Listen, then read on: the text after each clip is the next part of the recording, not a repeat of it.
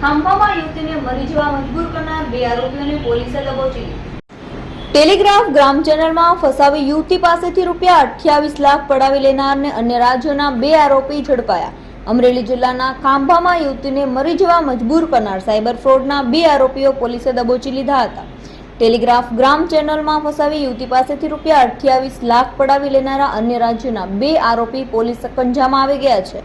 આ પોલીસ સકંજામાં ઉભેલા આરોપીઓ છે જે સાયબર ફ્રોડ થકી 28 લાખ પડાવી લઈ 25 વર્ષની યુવતીને મરી જવા મજબૂર કરનાર આરોપીઓ।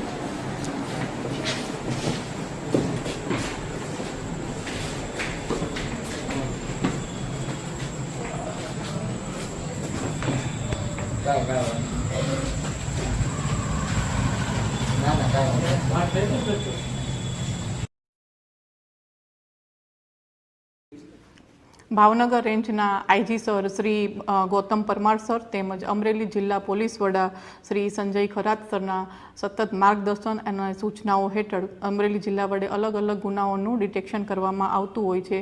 તેમાંના એક ખાંભા પોલીસ સ્ટેશનની અંદર જે ગુનો છે તે એક સાયબર ફ્રોડનો ગુનો છે, જેની અંદર જેની સાથે આ ફ્રોડ થયો છે તે યુવતી દ્વારા આત્મહત્યા કરવાનું પણ જાણવા મળેલ છે।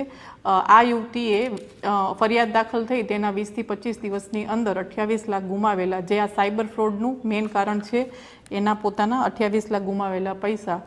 તો આ તપાસની અંદર 2 આરોપીઓની બહારના રાજ્યોથી ધરપકડ કરવામાં આવેલ છે, જેમાંના એક આરોપીનું નામ છે પુષ્કરાજ ધર્મેન્દ્રભાઈ કાનુંગો, ઉંમર વર્ષ છે 25 અને બળવાની મધ્યપ્રદેશના વતની છે। તેમજ બીજા આરોપી છે રોહિત ઉર્ફે જોન અમોલક દાસ રામચંદ્રાણી, જેની ઉંમર 25 વર્ષ છે અને તેઓ જોધપુર રાજસ્થાનના વતની છે। આ બંને આરોપીઓ 7 દિવસના રિમાન્ડ ઉપર છે અને હાલ પોલીસ કસ્ટડીમાં છે।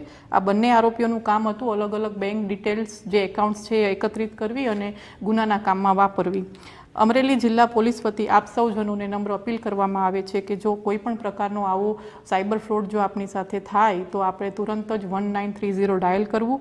તેમજ જીવન ખૂબ જ અમૂલ્ય છે, કોઈ પણ કમાવા માટે શોર્ટકટ્સ અપનાવવા નહીં, સાયબર ફ્રોડનો શિકાર ન બનવું અને ક્યારેય પણ એવા આત્મહત્યા કરવાના વિચાર આવે તો આપે આપના નજીકના પોલીસ સ્ટેશનમાં પોલીસની મદદ લેવી।